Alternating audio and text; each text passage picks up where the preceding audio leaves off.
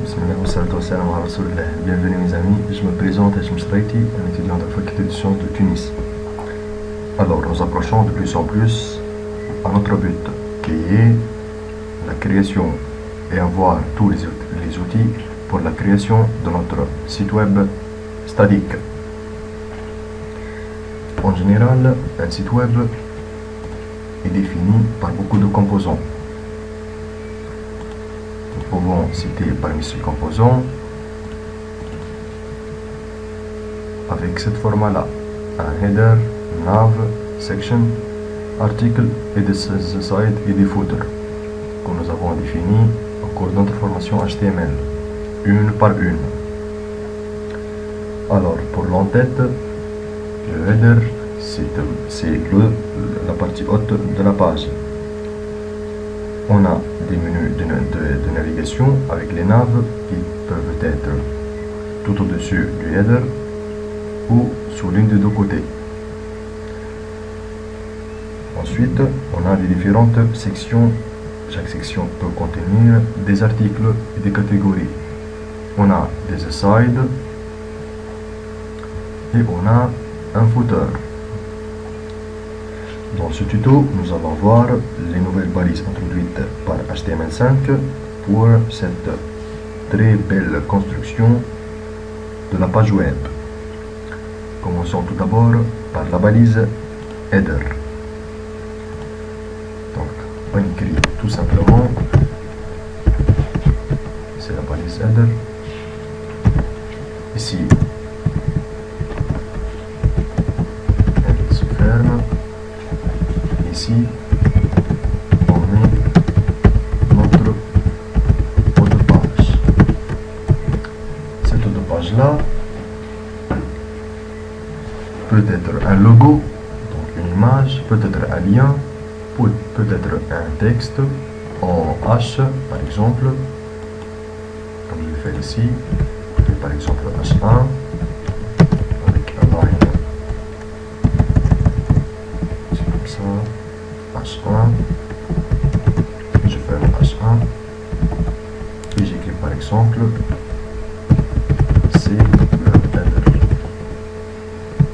comme un petit exemple. Tout ça je le mets par exemple dans un paragraphe avec un line. Par exemple je choisis le center, un line center et je ferme mon paragraphe. Voyons le résultat. C'est que ici je mets le haut de page, ici le header.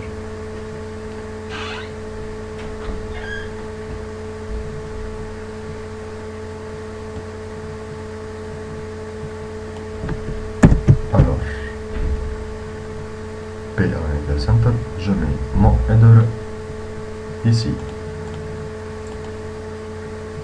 C'est le header ici, dans la partie haute, je mets mon header, qui peut être, comme j'ai dit, dans la plupart des sites, c'est le logo du site. Ensuite, nous pouvons définir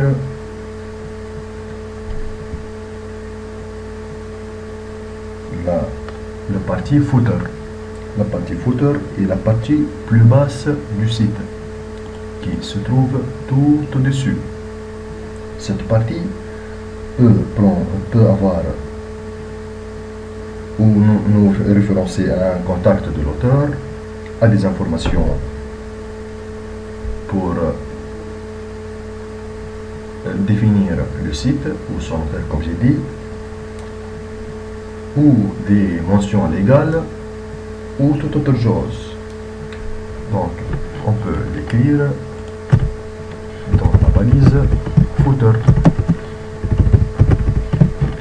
Et ici, j'écris ce que je veux mettre dans le footer. Ensuite, nous allons voir la balise nav.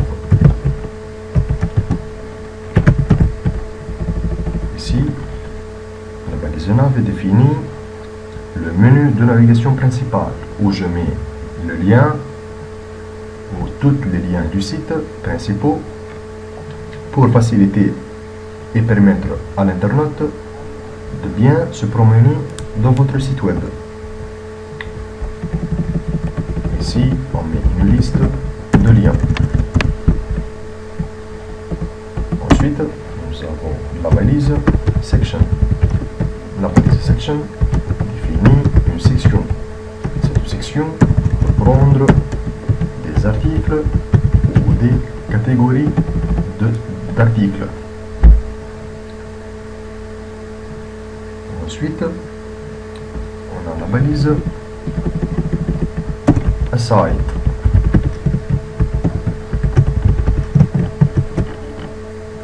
Cette balise aside nous permet, elle est située généralement dans la partie tout à fait droite ou gauche, au top ou au bottom de la page, donc dans les coins de la page, ou ici dans le milieu, ici dans cette partie, ou cette partie-là.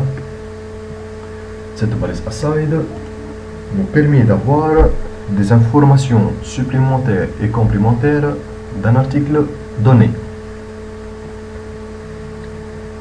Et on a, comme j'ai dit, la balise article.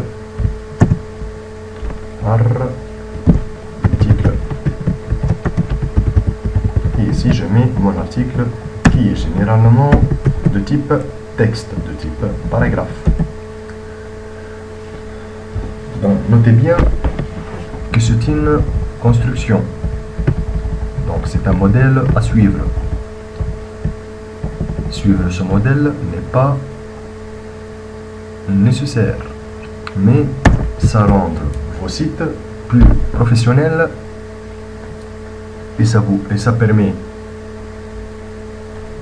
aux internautes ou à vous-même ou à ceux qui vont réparer le site une autre fois ou le modifier au fond pour faire des mises à jour, des distributions des articles ou de quelque chose comme ça, ils vont trouver le site bien construit. Et comme j'ai dit, c'est plus professionnel. Donc je vous conseille d'utiliser ce modèle-là.